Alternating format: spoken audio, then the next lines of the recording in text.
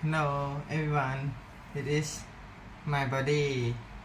I diet for much more 24 hours.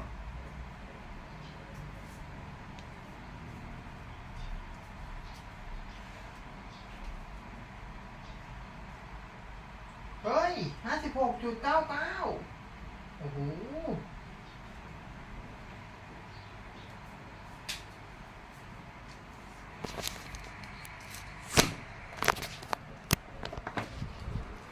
Oh my god.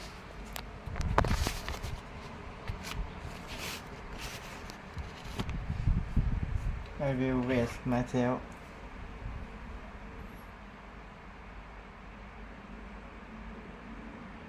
Oh.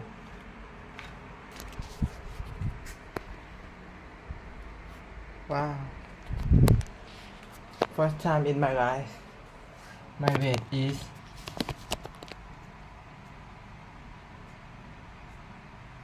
Okay, I will เฮ้ยอะโวคาโดเอาไปแช่นะเธอฮะก็จะบอกให้เราไปแช่เอาไปแช่นะโอเคดีป่ะเดี๋ยวลองปอกอันนี้ไปเอาอันนี้เข้าทางห้องนี่ฮะเดี๋ยวปอกอันนี้เดี๋ยวอันนั้นก็เอาไปกินพวกนี้มันไม่เสียหรอเจ๊บอกเองให้เราไปแช่ถูกละ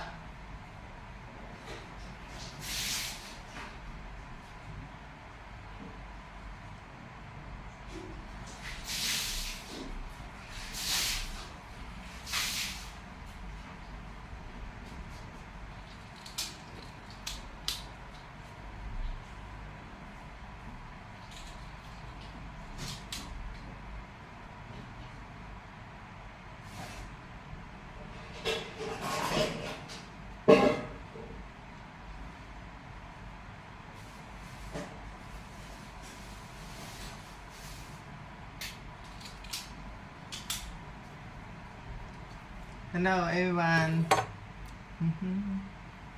Nice to meet you. Wow. I diet 24 hours.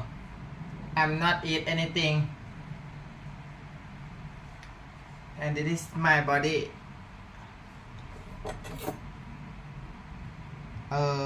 Maybe 24.5. Yeah, 24.5 hours that I don't eat anything.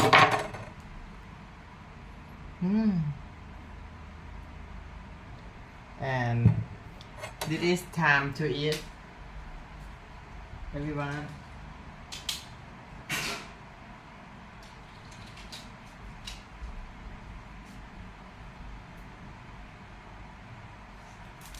Time to eat. Wait a minute, I will boil my water.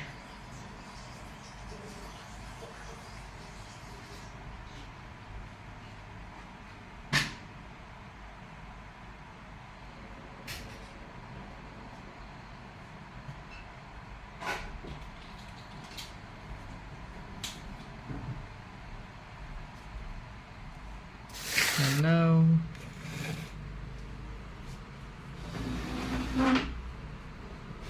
Yeah, this is my food today. Left from yesterday and avocado.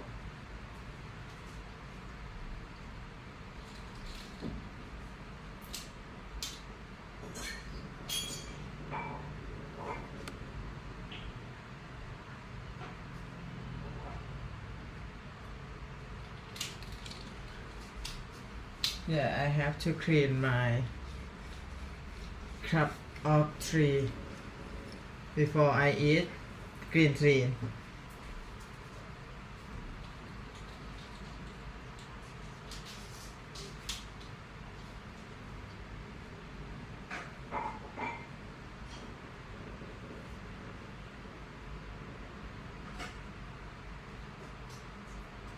Cáiน้ำไม่ค่อยไหลได้เถอะ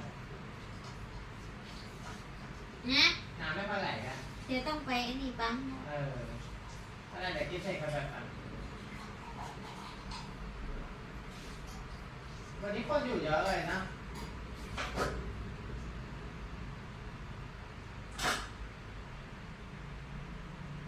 เ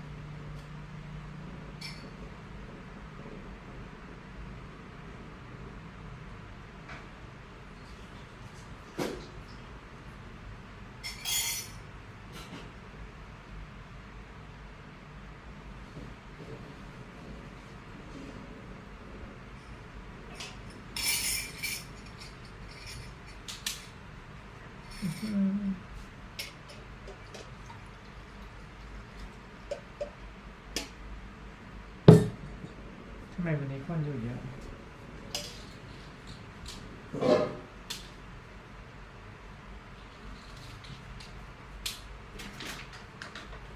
Hello everyone, nice to meet you.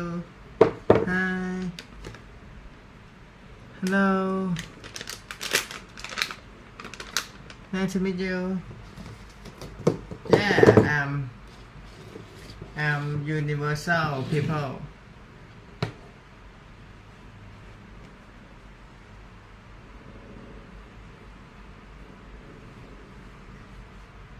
Today I will eat green tea. Yeah, you can talk with me in English. Oh, half over is okay. Nice to meet you, Film. Nice to meet you. Yeah, nice to meet you.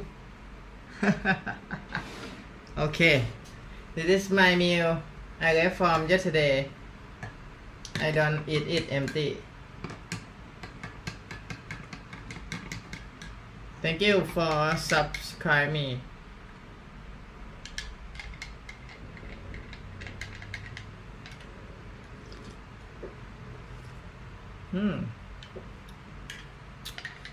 Oh, it's very delicious and I will eat this. Okay, see you next time.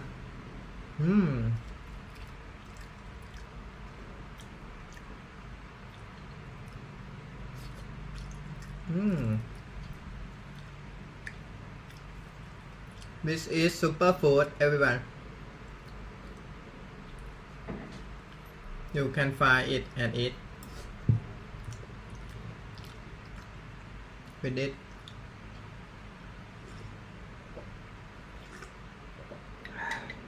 I'm finished every mission today.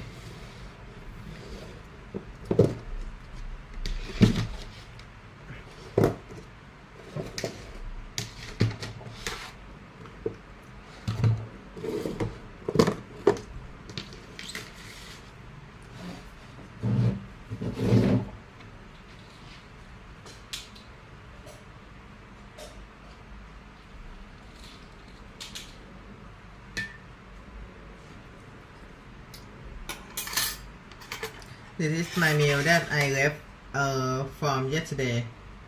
Yeah, I feed it. This too. And this. And I will eat it until it's empty. Okay, let's go. It is time to eat.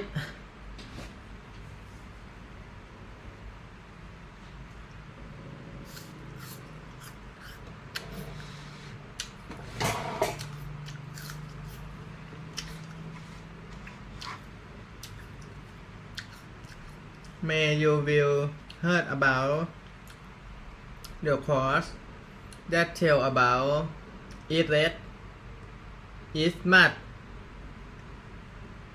eat red,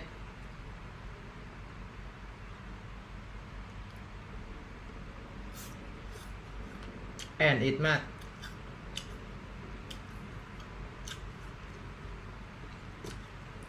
Eat mud, die fast, and eat red, die slow.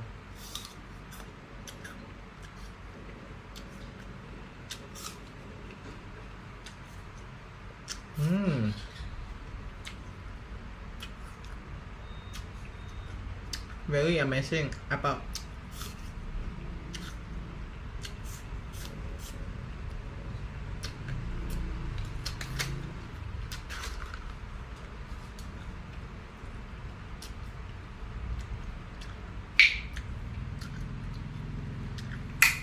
And I take it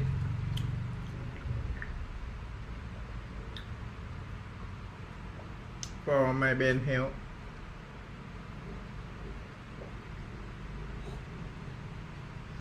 I don't know how it works, but I believe it will work. And this yogurt for good bacteria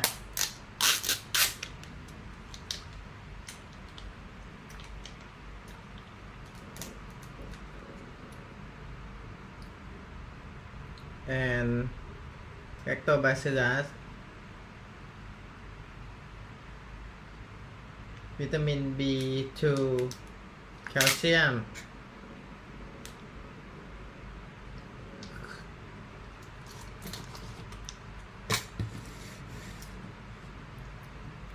and avocado.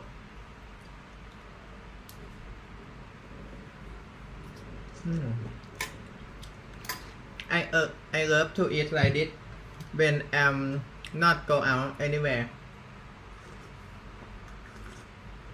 If I go out maybe somewhere and special day I will eat like I want to eat maybe dessert, maybe restaurant.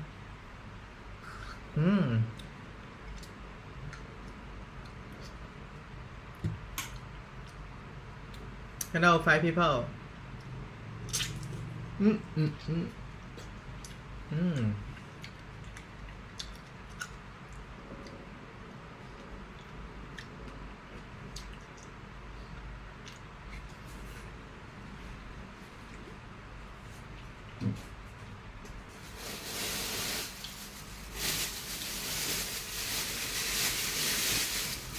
Nice to see you. It's very amazing today. Because today I don't eat breakfast. Oh, it's very a long time that doesn't eat breakfast. And today this is the reason because diet much more 24.5 hours from yesterday that I go to Big C and eat. You will see I go to Big C and eat snack and chicken fried rice. Yeah, maybe you will see I live stream eat that. And today I doesn't go to Big C and I eat my meal like this for longevity, slow down my aging, extend our lifespan and health span. Okay, it's time to eat.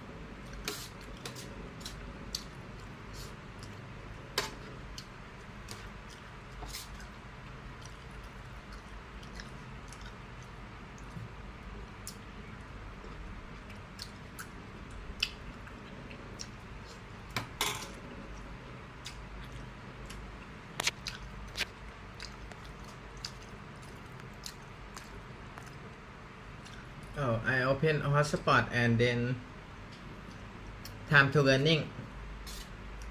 I will eat and learning.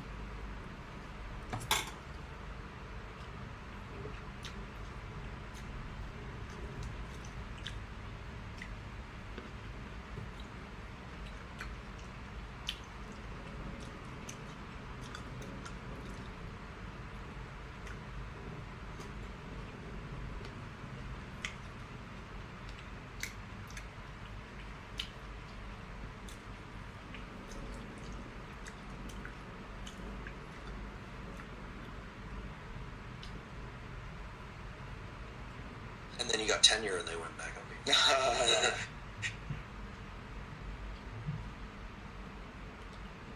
Told me is that probably you don't want to be taking a supplement every day. You can take it either every other day or give your body a rest.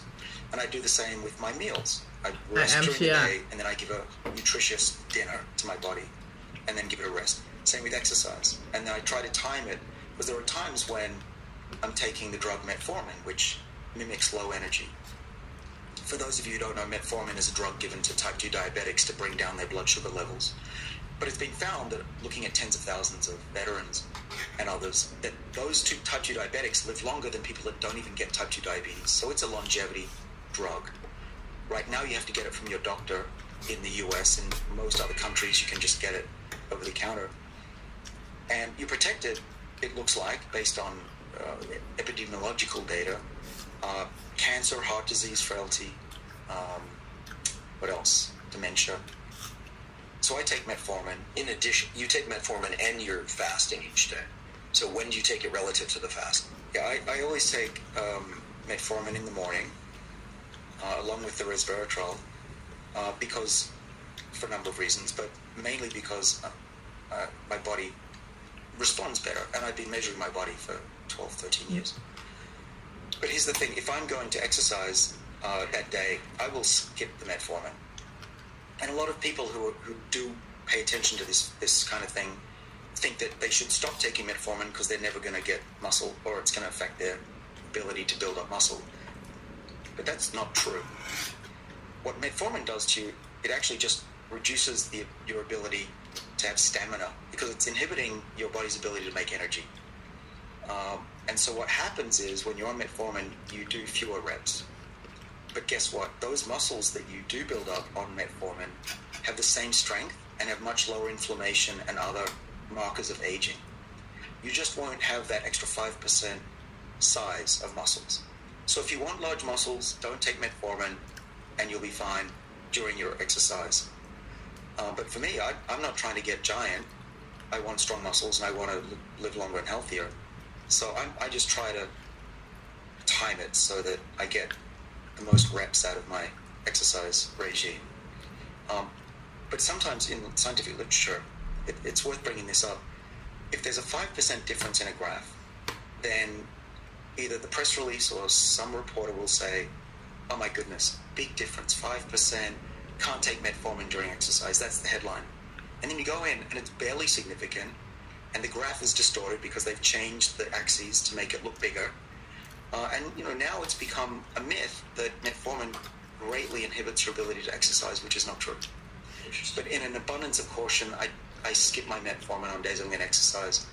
And not only that, I'm one of the 20% of people that has a stomach sensitivity to it.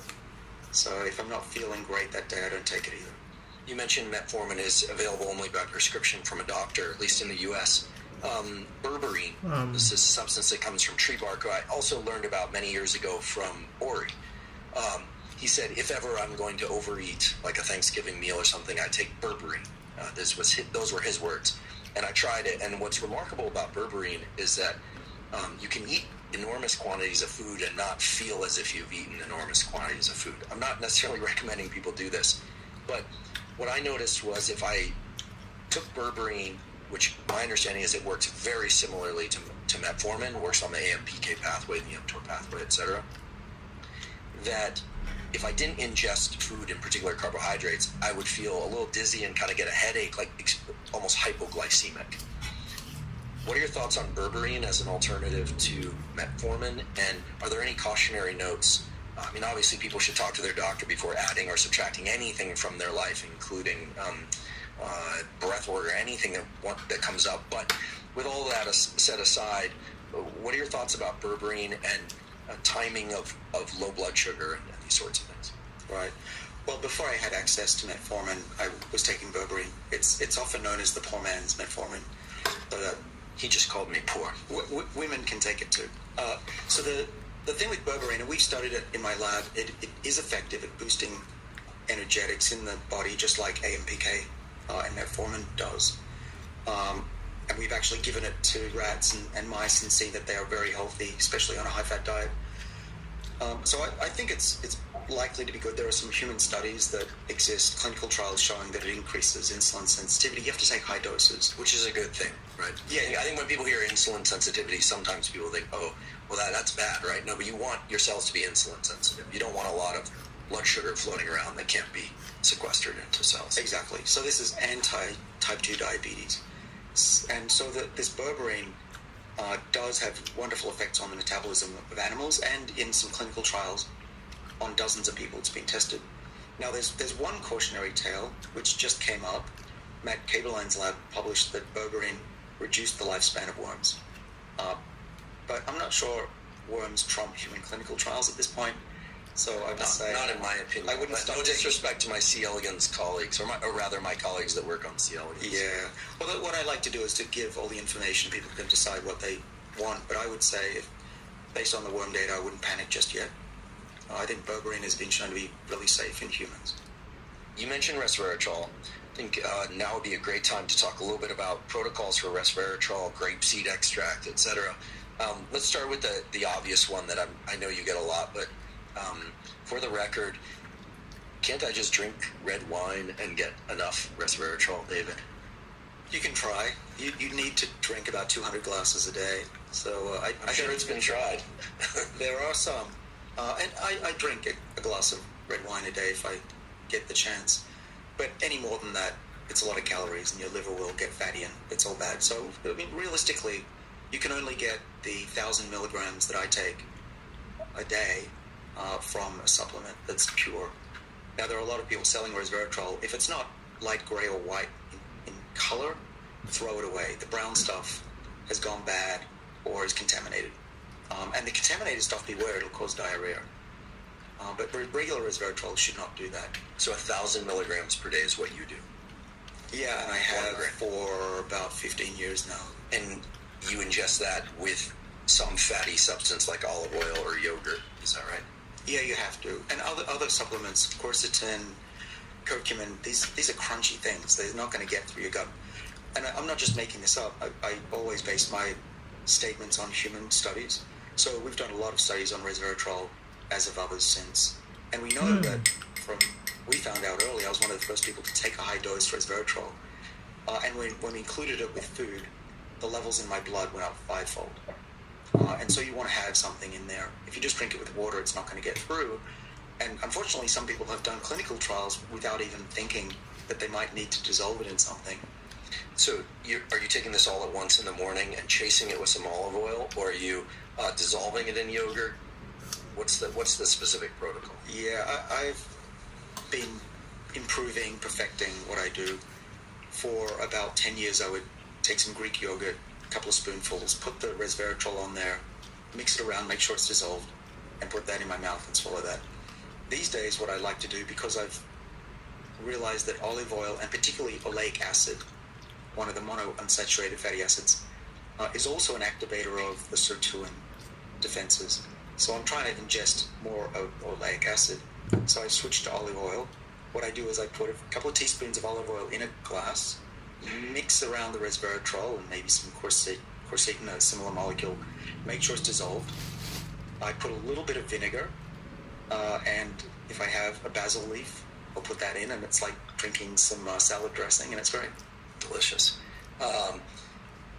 That raises a question that I want to ask before we get to NMN and NR and vitamin B3, which is, by doing that, do you think that it breaks your fast? And I want to just frame this question of breaking the fast in a more general scientific theme, and I'd love your thoughts on this. One of the questions I get asked all the time is, does ingesting blank break the fast? Does eating this or drinking this, coffee, if I walk in the room and someone else is eating a cracker, does it break my fast? People get pretty extreme with this. My sense, and please tell me if I'm wrong, but my sense is that it depends on the context of what you did the night before, whether or not you're diabetic, lots of things. So for instance, if I eat an enormous meal at midnight, go to sleep, wake up at 6 a.m., I could imagine that black coffee or coffee with a little bit of cream might quote-unquote break my fast, but the body doesn't have a breaking the fast switch. The body only speaks in the language of glucose, AMPK, mTOR, etc. So do you worry that ingesting these calories is going to quote-unquote break your fast? And more generally, how do you think about the issue of whether or not you're fasting enough to get these positive effects? Because not everybody can manage on just water or just tea, or we should say not everybody is willing to manage on just water or just tea for a certain part of the day. Well, my first answer is not scientific. It's philosophical. If you don't enjoy life, what's the point?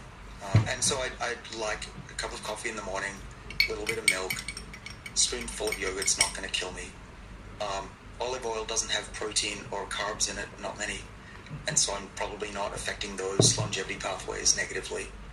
But without that, first of all, I wouldn't enjoy my life as much. Well, the olive oil is not as great as the yogurt, but I'm trying to optimize, and there's no perfect solution to what we're doing, and we're still learning. We don't know what's optimal for me, let alone everybody else. But I'm with you. I don't believe that taking a couple of spoonfuls of something, unless it's high fructose corn syrup, is going to hurt you. Because I've now got the rest of the day till about 8, 9 p.m. of not eating anything. And that, I forgive myself for that. And there's a really good point here. You and I were discussing this earlier. The point about doing this is that you try to do your best. If you go from regular living to don't eat the whole day, you're going to fail. It's like quitting smoking cold turkey. It's easier to chew gum and stick the patch on because your body has to get used to all sorts of habits. And it's social, it's physical, putting stuff in your mouth, chewing, not just the low blood sugar levels. And your brain will fight it. Your limbic system is going to go, hey, do it, and you're going to have to fight it. But once you get through it, you'll be better. But you do it in stages. Do breakfast first, then do a small lunch, and then eventually cut lunch out.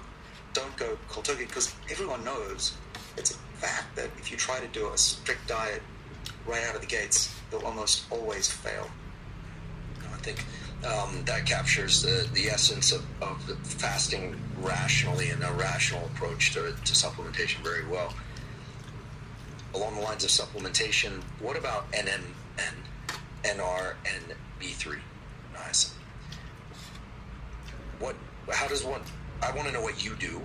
I also want to know what I should do. And I think most people want to know what they should do. I mean, these are molecules that impact the sirtuin pathway, impact the pathways that control aging or rates of aging in the epigenome. How do they do that, and how does one incorporate that into a supplementation protocol, should they choose to do that? All right. Well, disclaimer is that I don't recommend anything, but I talk about what I do. So a bit of scientific background. These sirtuin genes that we discovered first in yeast cells when I was at MIT, and then in animals as I moved to Harvard in the 2000s. And one of my first postdocs, actually literally my first postdoc, Chaim Cohen, published a great paper just a couple of months ago and found that turning on the sirtuin 6 gene, remember the 7, number 6 gene is very potent. It extended the lifespan dramatically of mice that he engineered, both males and females, which is great. So what you want to do is naturally boost the activity of these sirtuins. They are genes, but they also make proteins. That's what genes typically make, or encode. And then those proteins take care of the body in many different ways, as we've discussed. So how do you turn on these genes and make the proteins they make even more active? You want to rev up that system. So exercise will do it. Fasting will do it. What about supplementation? Well, the first activator of the sirtuins that we discovered that acts on the enzyme to make it do a better job of cleaning up the body and protecting was resveratrol. We looked at thousands of different molecules, eventually tens of thousands, and the one that was the best was resveratrol in the dish, and then we gave it to little organisms, worms, and then flies and mice, eventually humans, and we saw that it activated that enzyme. So resveratrol is one way to activate it. You can think of it as the accelerator pedal on a car. It revs it up. But there's something else that the sirtuins need to work, and that's NAD. NAD is a really small molecule, little chemical in the body that we need for life. It's used by the body for chemical reactions, 400 different reactions in the body, and without it, you're dead within seconds. You need NAD. The problem that we've seen is that NAD levels decline as you become obese, as you get older, if you don't ever get hungry. And the body not only doesn't make enough of it, it's chewing it up as well. There's an enzyme called CD38 that Eric Verdin over at UCSF showed chews up, he's now at the Buck Institute in California, chews up NAD as you get older. So it's a double whammy. You don't make as much, you chew it up. Which is really bad, because what we've shown in my lab, and so have others, is that NAD levels are really important for keeping those sirtuin defenses at a youthful level. And you can give a lot of resveratrol, but if you don't have the fuel, you're basically accelerating a car that doesn't have enough gas. So you want to do both, and that's what I do. I take a precursor to NAD called NMN, and the body uses that to make the NAD molecule in one step. And so I know from measuring dozens of human beings that if you take NMN for the time period that I do, I've been taking it for years, but if you take it for about 2 weeks, you'll on average, double your NAD levels in the blood. Okay, that's not public information. That's from clinical trials that are not yet published over the last 2 years. There are other ways to increase NAD levels in someone like me who's getting older, 52 now.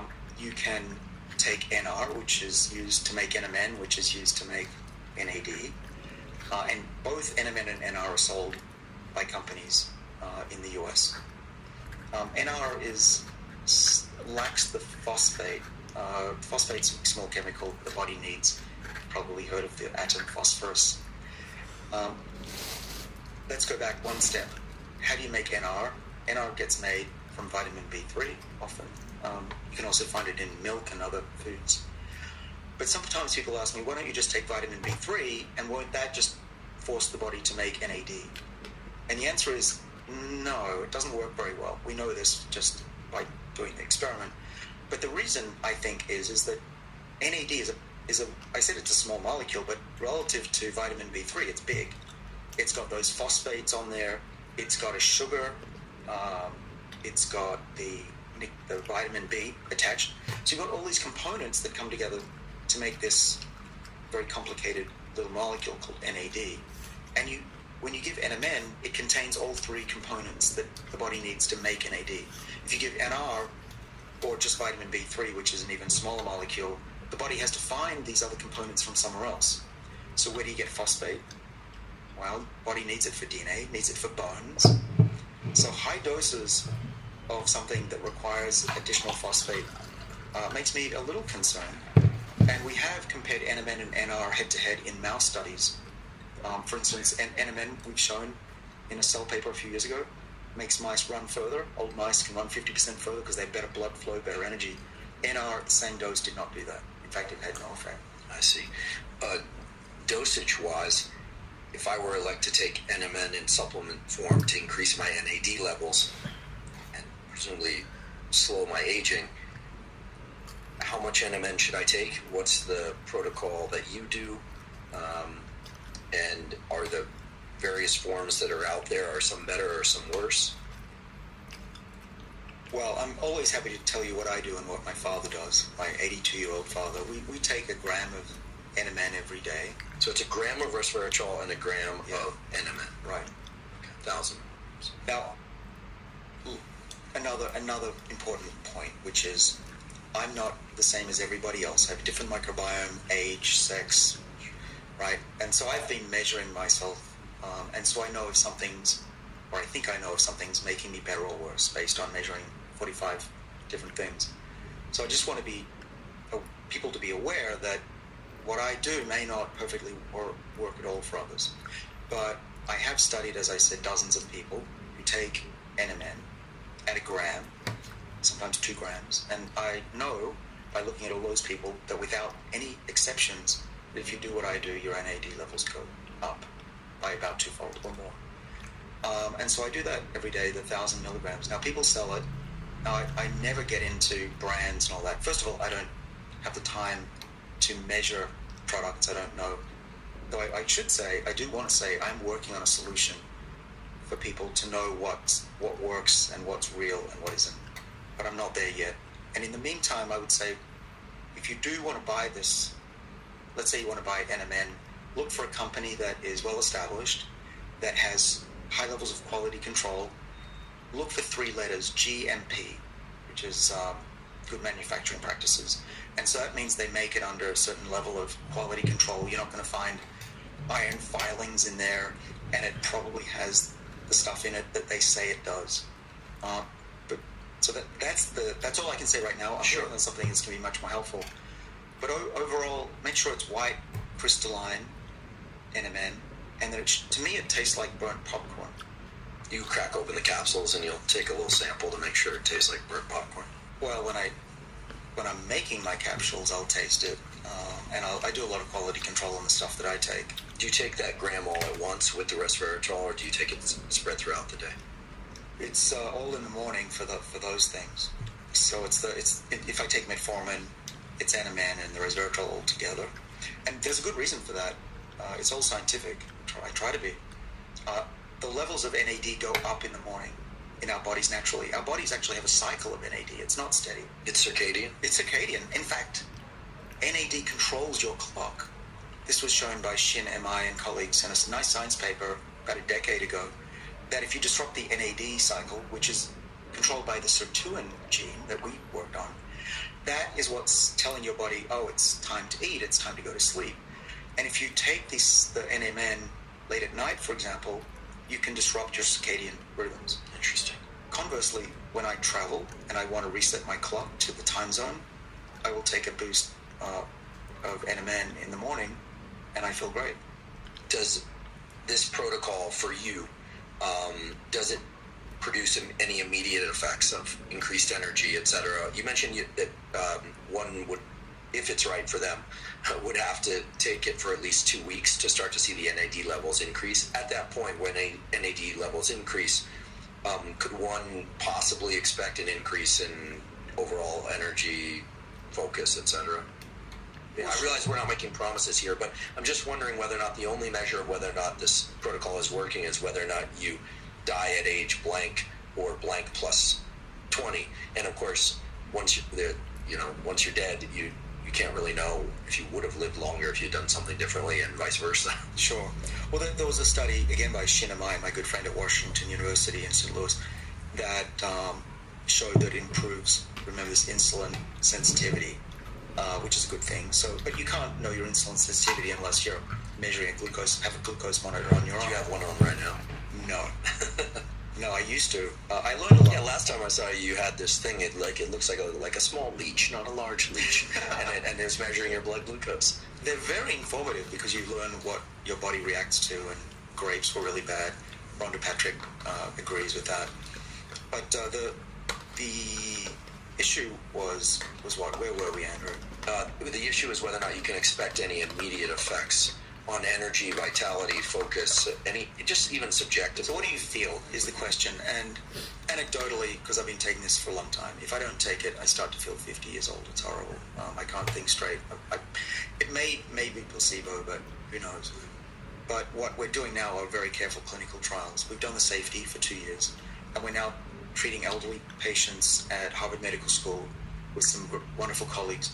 And those people are actually going to be and currently in MRIs, so you can measure the energetics and the NAD levels in their legs as they exercise in real time. And that will tell us if what we see in the mice, this increased endurance, actually works.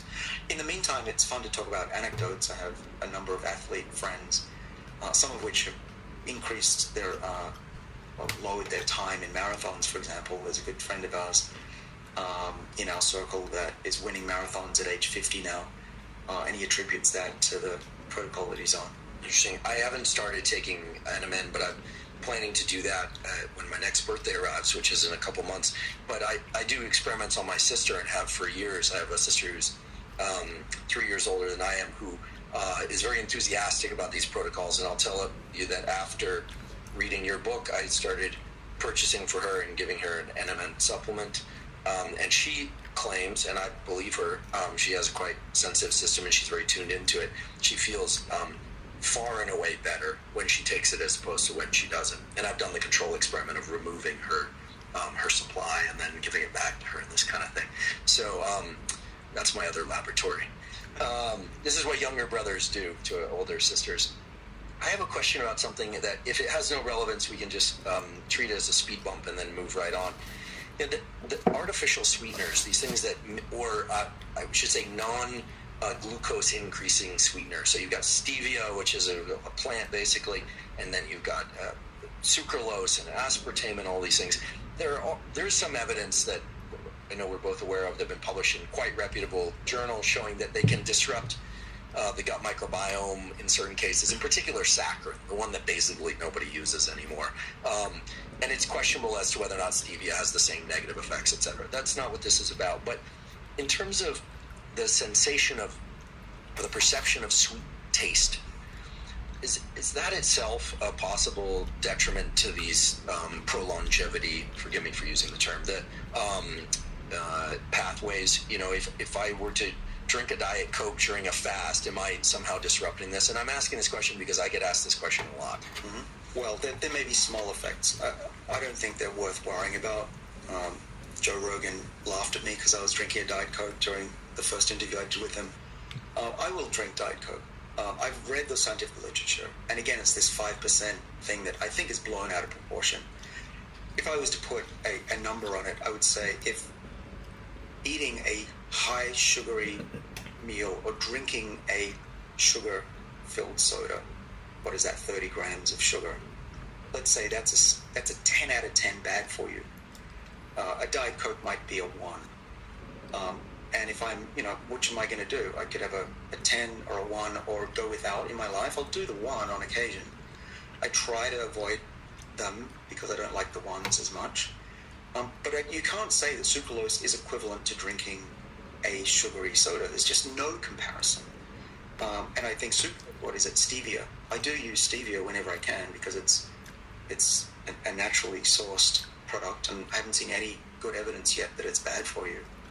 But I think a lot of this is overblown, and a lot of it's the media trying to give equal weight to stories. As you know, as a scientist, it can be frustrating when something's a 10 and something's a 1 and they're equated. How do I say this respectfully? I think if science journalists were required to post their credentials alongside their name, very cool, everyone. people would take the articles with an additional grain of salt, right? I mean, in other words, that I think that the science media is mainly generated around 2 specific goals. One is to make people very, very afraid, or get people very, very excited, and oftentimes the get people excited part is sponsored content, and I think that's overlooked.